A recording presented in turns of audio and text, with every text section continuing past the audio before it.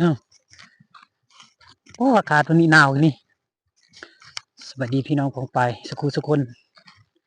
มันนี้ย่างเอาตามทุ่งนาอืมอากาศตอนนี้นี่เป็นใจขนาดเลยมีแต่จนบ่ได้อาบน้ำนะพี่น้องเอ้ย2 มื้อ3 มื้ออืมนี่ตามเส้นทางเก่าอยู่บ้านตะเกยพี่น้องเอ้ยอันนี้เบื้องหลังพุ่นทางบ้านพุ่นอืมพุ่นเบื้องนั้นบ้านเขาได้เบื้องนั้นที่นอนอยู่หันตอนนี้ฝนตกเลยอยู่อืมก็สิเอารถจักรไปก็บ่ได้พี่น้องเพราะฝนตกมันเปียกไปถือรถจักรก็มีเนาะพี่น้อง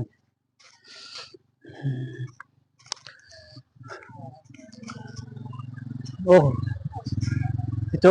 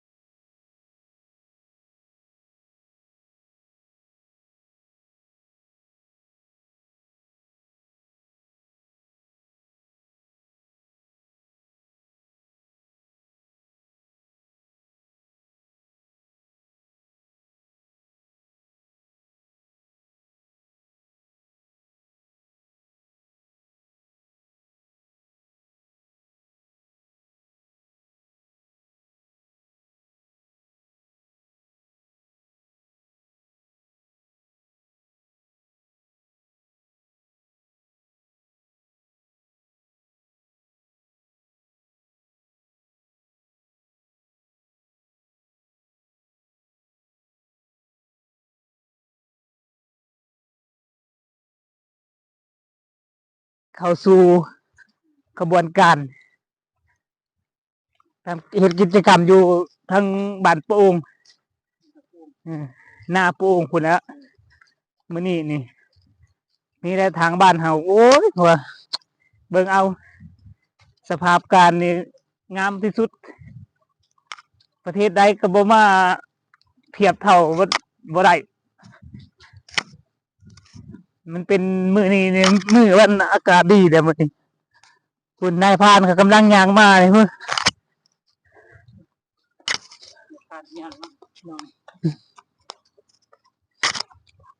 นี่แหละนี่ลงคอยแล้วได้บ้านนี่ลงสั่นแล้วนี่ผู้สั่นแล้วได้บ้านนี่เบิ่งเอาบรรยากาศในบ้านโป่งเฮา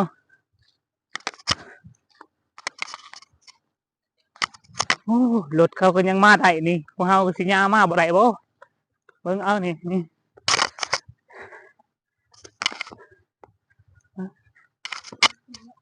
อยู่แท้ผ่านไป20 ปีผ่านไปสภาพเจริญกว่าเก่าเส้นทางงามตะกี้มันเป็นเส้นทางซ่องบ่ได้มีเส้นทางรถเดี๋ยวนี้ในเขาเบิดพูนให้ชมวิวบรรยากาศพูนเบิ่ง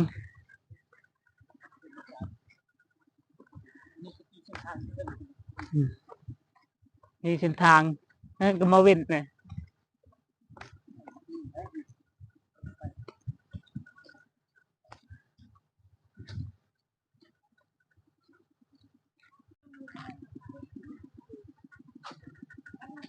เกือบไปให้มือตรวจ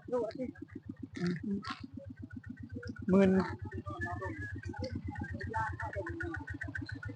โอ้อันนี้ปรมาจารย์ได้ขับรถเนี่ยโอ้ยเบิ่งเด้อพี่น้องเอ้ยบ้านเฮาจังซี่แหละ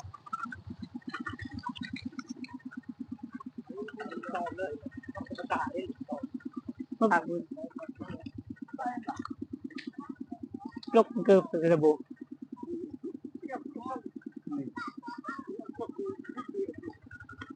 เพิ่นเส้นทางงางนี่เส้นทางบ้านเฮาสุดยอดจังซี่โลนี่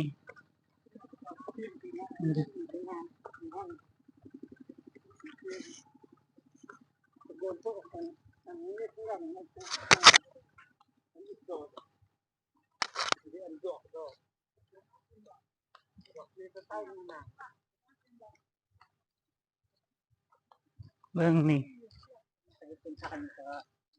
คนขับคนเนี่ยลงคอยตั้งนี่ลงคอยแล้วนี่ทางนี้จะทอดขึ้นอันนี้เป็นทางเก่านี่อันนี้ทางเก่าเนาะอันนี้นี่เป็นทำไมนี่โอ้เบิ่งรถพี่น้องให้ตาโตกัน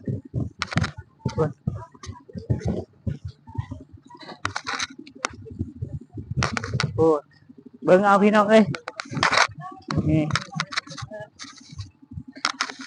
เป็นทางบ้านเฮาเกิดซ้ำบ้านเฮานี่ล่ะบ่ต้องเอาอีหยังหลาย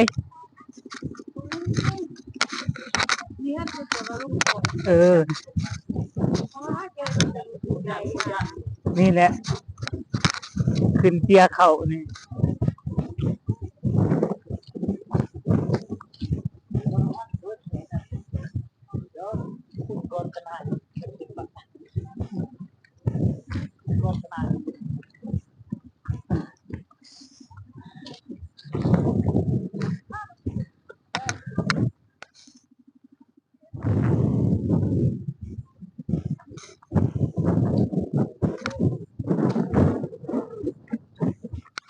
ตื่นแล้วโบ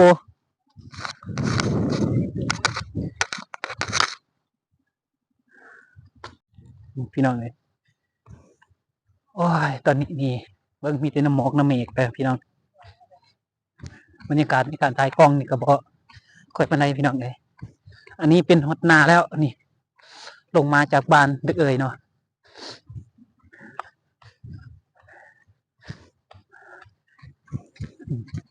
จะนักหอดหอยอันนั้นจะไหนพี่น้องโกนอยู่หันพี่น้องเลยบนหันแหละที่เราไปนี่พี่น้องเลยตอนนี้เป็นเส้นทางเก่าอาทิตย์หน้าเขาตะกี้พี่น้องยามนี้ยามเขาปล่อยควายแล้วเขาบริเบิงควายแล้วยามนี้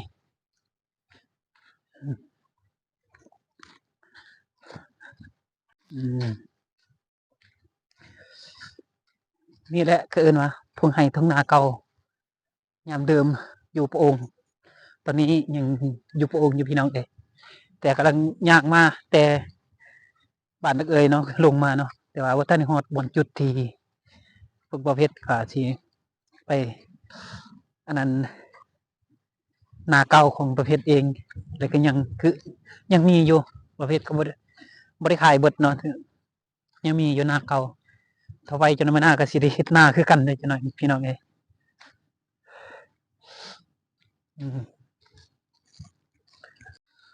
อ้าวพี่น้องวงไปมินิฮอต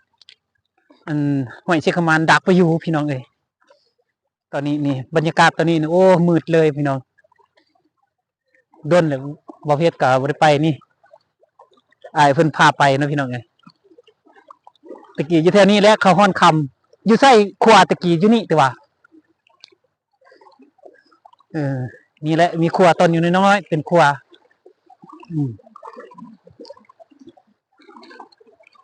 เย็นขนาดเลยพี่น้องเอ้ยตอนนี้อากาศมันเย็นอยู่ลุ่มเด้เบิ่งนั่นหันบ่เลิกปันอยู่นี่พี่น้องเอ้ยย่างลงไปอีกเด้บอลรถจักรข้าม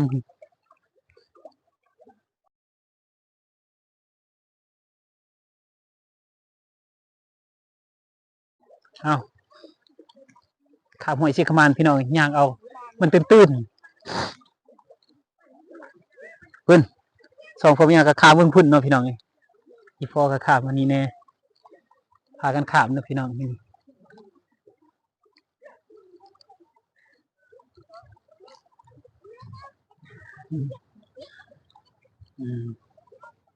โอ้ยอากาศนี่เนาะอากาศตอนนี้นี่โคตรหนาวโคตรมันลมเย็นเลยนะพี่น้องโอ้บ่เพชรเองก็โอ้มันจะสิว่าเด้อพี่น้องนี่มาคามบ่ได้ล่ะมาห้องแล้วมาน้อยห้องแล้วบุญขึ้นมาพี่น้องโอ้ยบรรยากาศขนาดตอนแดดมันก็คือสิคักกว่าหน่อยนึงพี่น้องเอ้ยอันนี้ก็แบบว่าฝนฟ้าเอื้ออำนวยให้มืดเลยอยู่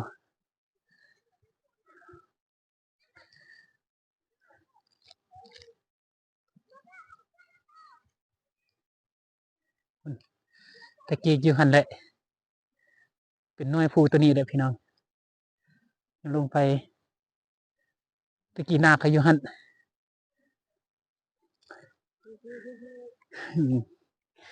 ย่างขึ้นมายามนี้เขาก็เริ่มลงเฮ็ดหน้าพี่น้องเอ้ยส่วนเดือน1 เดือน 2พุ่นเกี่ยวเขาพุ่นยามเดือน 6พุ่นแหละเดือน 7พุ่นเลย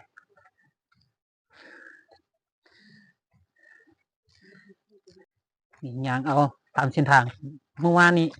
บ่เพชรขี่รถจักรเอาวานนี่แต่ว่าบ่เพชรบ่ได้ถ่ายอยู่บนพุ่นพี่น้องเอ้ยแต่มื้อนี้นี่บ่เพชรก็ย่างก็ได้ถ่ายโอ้ขับบูกาแฟกันแล้วแถวนี้ตะกี้บ่มีฮอตกาแฟตอนยังน้อยๆบ่มีฮอตกาแฟพี่น้องเอ้ยเอาเป็นจังได๋ก็ฮอดจุดอยู่พุ่นหลายจังหน่อยนี่ถือว่าการสำรวจคืนดินเก่าหน้าเก่าของว่าเพชรเองพี่น้องมีโอกาสมายามบ้านนักเอยเฮาบ้านพระองค์หน้าพระองค์ก็สุดทำอิฐในระยะ20ปลายกว่าปีเนาะพี่น้องเอ้ยครั้งแรกแต่20 ปีหลังๆเนาะว่าเพชรก็ย่างมานี่แล้วก็น้องชายเนี่ยขึ้นมาแน่มา3 คนอีกพอแล้วก็ซีกับน้องไผ่มานำบ่เคยเห็นเนาะพี่น้อง แต่ว่าตัวนี้บ่าวเพชรเองก็อยู่บนหญ้าอีทางใดก็เอื่นว่าบนเดินไปตรงรงก็เอื่นว่าตรงรงตัวนี้แหละ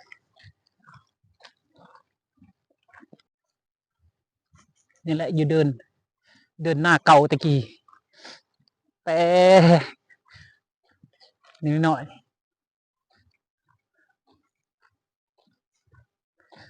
เป็นเดินหน้าเก่าวันนี้คอยปะรถพุ่นอยู่เทียงตัวนั้นวัน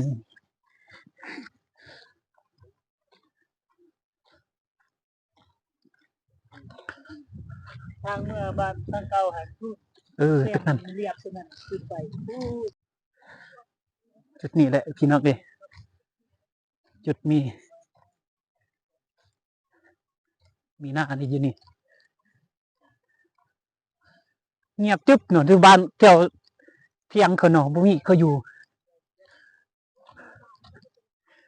บอกเที่ยงนะ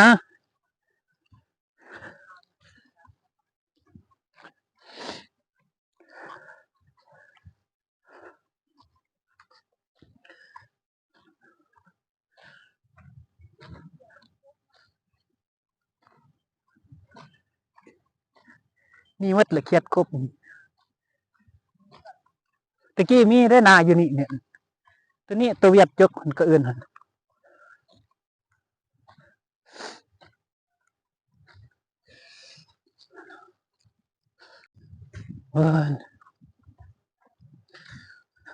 ตะกี้อยู่นี่เนี่ยมีนาได้ตะกี้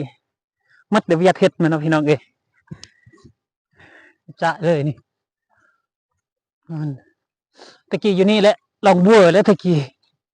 เท่านี้นี่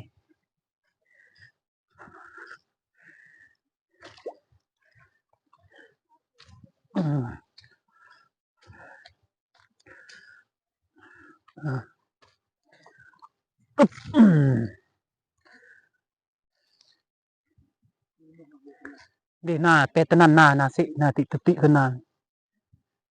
น้ำมกเห็ดอุทวักที่มันปิดเลย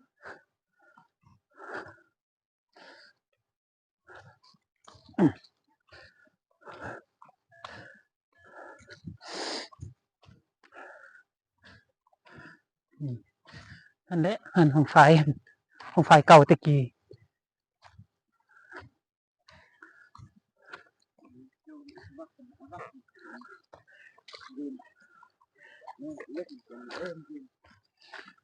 ว่าสิทำ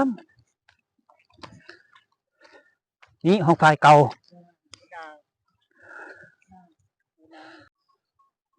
เนี่ยพี่น้องเลยนี่แหละเป็นหน้าของเขาหน้าเก่าตะกี้แต่ทั้งนั้นมิดเบียนเขาอยู่เนาะเขามาเจ้าของเพื่อนเขาก็บอกมา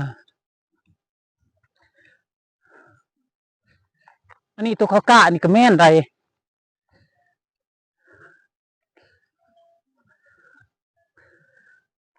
เบิ่งลองท่ามพ่อก่อนเบิ่ง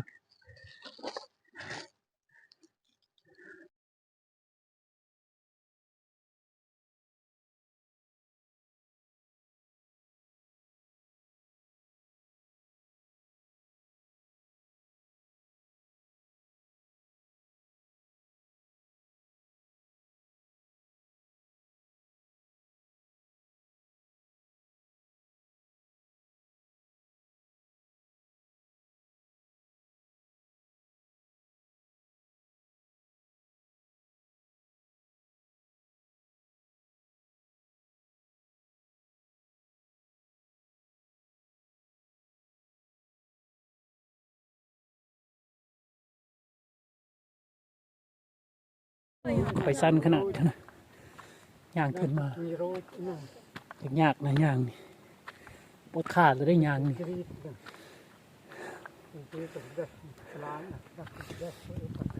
เส้นทางเนาะตอกก็ยังขึ้นได้เฉยข่อยเนาะแต่ถึงมีอะไรวะตกบืนได้เขาเฮ็ดระบบโฟวินรถตอกกันนี่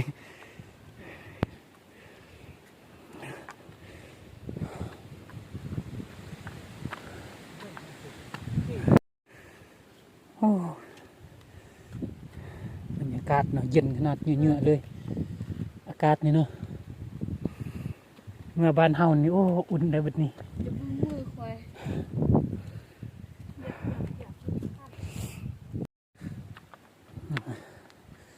ขึ้นคอยสำนียังเมื่อยแหละเขาขึ้นทุกมื้อโพดเลยเขาบ่เมื่อยเขาสิ้นเลยเฮานี่เฮาก็ขึ้นเดียวบ่ทันสิ้น